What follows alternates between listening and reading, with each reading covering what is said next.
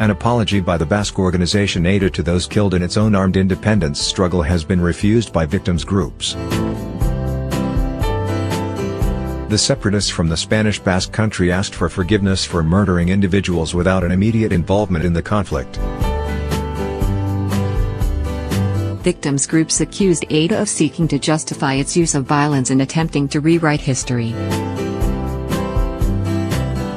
ETA is widely expected to announce its dissolution in the coming weeks.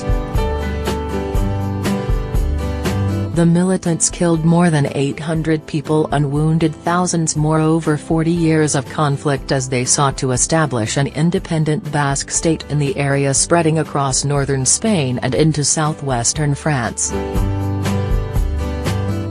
We are aware that during this long period of armed struggle we have created a lot of pain, including many damages for which there is no solution, the group said in a statement published in 2 Basque newspapers. We want to show respect for the dead, those injured and the victims that were caused by the actions of ETA. We truly apologize, it added, admitting its direct responsibility in the disproportionate suffering in the Basque country. The Victims of Terrorism Association, AVT, said the statement was another step in ETA's strategy of diluting its true responsibility and manipulating history to whitewash the criminal past.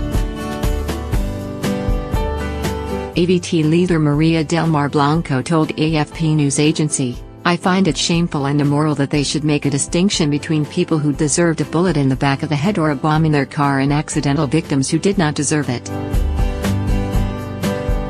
Another group, the Collective of Victims of Terrorism, COVIT, also criticized that distinction, and said ETA was maintaining its story of a non-existent conflict and aiming to blur its responsibility over crimes committed. Spain's government said ETA was defeated politically and operationally and had not achieved any of its goals.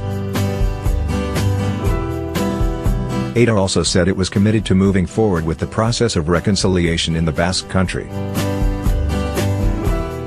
In September 2010, the group announced that it would not carry out further attacks, and it declared a permanent ceasefire in January 2011.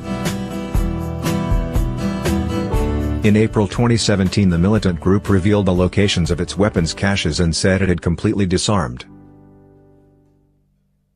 ETA first emerged in the 1960s as a student resistance movement bitterly opposed to General Francisco Franco's repressive military dictatorship. Under Franco the Basque language was banned, the region's distinctive culture was suppressed and intellectuals were imprisoned and tortured for their political and cultural beliefs. Franco's death in 1975 and the transition to democracy brought the region of 2 million people home rule. Many of those who were killed were members of Spain's national police force, the Guardia Civil, and both local and national politicians who opposed to ETA's separatist demands.